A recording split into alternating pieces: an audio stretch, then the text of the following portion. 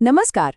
कभी सोचा है कि हमारे आसपास हमारी जिंदगी में जो कुछ भी हो रहा है उसके पीछे कौन सी कॉस्मिक एनर्जीज काम कर रही हैं? आज हम ज्योतिष के गहरे ज्ञान से इसी रहस्य को समझने की कोशिश करेंगे। तो चलिए शुरू करते हैं। ज्योतिष की दुनिया में अगर कदम रखना है तो सबसे पहली और सबसे जरूरी बात बस इसी एक लाइन में है। देखिए, ये कोई सिर्फ भविष्य बताने का खेल नहीं है, ये तो उन मेन फोर्सेस को समझने की साइंस है जो हमारी लाइफ के सारे रिजल्ट्स, सारे आउटकम्स डिसाइड करती हैं। तो ज्योतिष को ना एक प्रैक्टिकल टूल की तरह देखना चाहिए। ये कोई पत्थर की लकीर नहीं है, ये तो हमारी अपनी पर्सनल एनर्जी का एक मैप है, एक ब्लूप्रिंट जो हमें रास्ता दिखाता है कि किधर जाना है और कैसे जाना है। तो जब हम ग्रह की बात करते हैं तो इसका मतलब सिर्फ स्पेस में घूमते हुए पत्थर नहीं है। ज्योतिष में ये जीती जागती एनर्जी है, ऐसी ताकतें जो हमारी जिंदगी के अलग अलग हिस्सों को कंट्रोल करती हैं। इसको ऐसे सोचिए कि हम सबके पास ना 9 एनर्जी मैनेजर्स की एक पर्सनल टीम है और हर मैनेजर का एक खास रोल है, एक खास जिम्मेदारी। तो आइए अपनी इस कॉस्मिक टीम से मिलते हैं। तो ये है हमारी टीम। सूर्य हमारी आत्मा है तो चंद्रमा हमारा मन, मंगल से मिलता है साहस और बुध से मिलती है बुद्धि। गुरु ज्ञान देते हैं तो शुक्र जीवन में सुख सुविधा लाते हैं। शनि कर्मों का हिसाब किताब रखते हैं और राहु केतु वो जिंदगी में लाते हैं अनएक्सपेक्टेड ट्विस्ट्स एंड टर्न्स। हर एक का अपना काम है। अब देखिए, किसी भी टीम की तरह इस टीम में भी अलग अलग मिजाज के खिलाड़ी हैं। कुछ खिलाड़ी ऐसे हैं जो हमारा काम आसान कर देते हैं और कुछ हैं जो हमें चैलेंज करते हैं, हमें टेस्ट करते हैं। ज्योतिष में इन्हें ही शुभ और अशुभ ग्रह कहा जाता है। इसको ऐसे समझ सकते हैं, जो शुभ ग्रह हैं जैसे गुरु और शुक्र, वो एक तरह से हमारे हेल्पफुल गाइड्स हैं, रास्ता एकदम आसान बना देते हैं। और दूसरी तरफ है शनि और मंगल जैसे अशुभ ग्रह। ये हैं हमारे टफ कोच, हमारे स्ट्रिक्ट ट्रेनर, जो मुश्किल ट्रेनिंग देकर हमें और भी ज्यादा मजबूत बनाते हैं। और यही इस पूरे विश्लेषण का सबसे जरूरी हिस्सा है। अशुभ ग्रहों से घबराने की जरूरत नहीं है।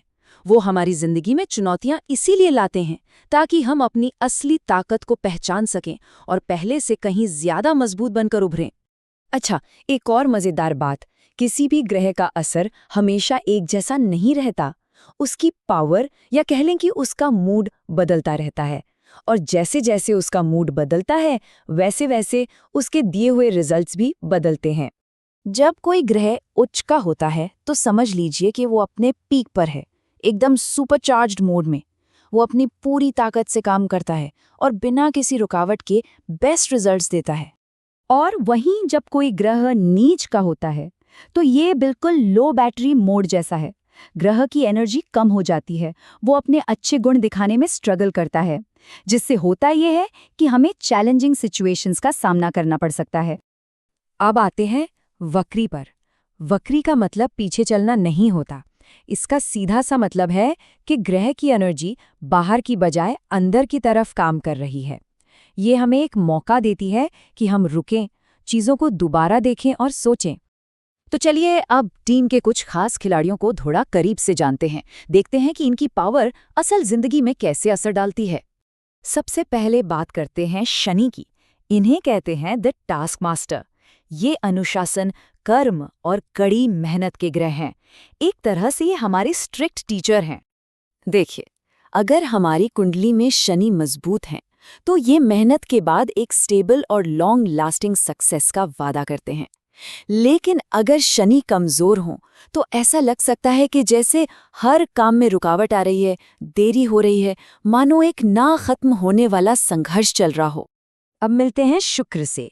ये हैं जीवन के कलाकार, प्रेम, लग्जरी, आराम और जिंदगी की तमाम खूबसूरत चीजों के ग्रह।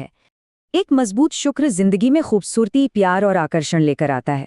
आर्टिस्टिक टैलेंट भी दे सकता है। लेकिन जब शुक्र कमजोर हो तो ये रिश्तों में कड़वाहट और पैसों से जुड़ी दिक्कतें भी पैदा कर सकता है। और अब बात करते हैं राहु की, हमारी टीम का सबसे अनप्रेडिक्टेबल खिलाड़ी। ये हैं एम्बिशन, मॉडर्न टेक्नोलॉजी और अचानक होने वाले बदलावों की एनर्जी। राहु यानी द गेम चेंजर। एक मजबूत राहु रातों रात शोहरत, टेक्नोलॉजी में बड़ी कामयाबी या कोई नया इनोवेशन दे सकता है। लेकिन अगर ये कमजोर हो तो ये गहरा कंफ्यूजन, धोखा और जुनून भी पैदा कर सकता है। राहु सच में एक गेम चेंजर है। तो इन सारी बातों को याद रखने का एक सिंपल और प्रैक्टिकल तरीका क्या हो सकता है? चलिए, इसे समझने के लिए एक आखिरी और सुनहरा नियम देखते हैं। किसी भी ग्रह का फाइनल रिजल्ट इन 4 चीज़ों पर डिपेंड करता है। बस ये देखिए, वो किस घर में है, किस राशि में बैठा है, उसके साथ कौन से ग्रह हैं और उस पर किन ग्रहों की नज़र पड़ रही है। ये समझने के लिए एक बेसिक सा फ्रेमवर्क है। और इन सब में सबसे ज़रूरी बात जो हमें हमेशा याद रखनी है वो ये है कि ग्रह कितना पावरफुल है, क्योंकि अंत में ग्रह की ताकत ही ये तय करेगी कि हमें रिजल्ट्स कैसे मिलेंगे। यही सबसे बड़ी चाबी है।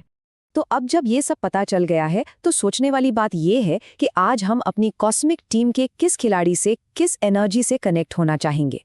आत्मखोज की ये यात्रा यहीं से तो शुरू होती है।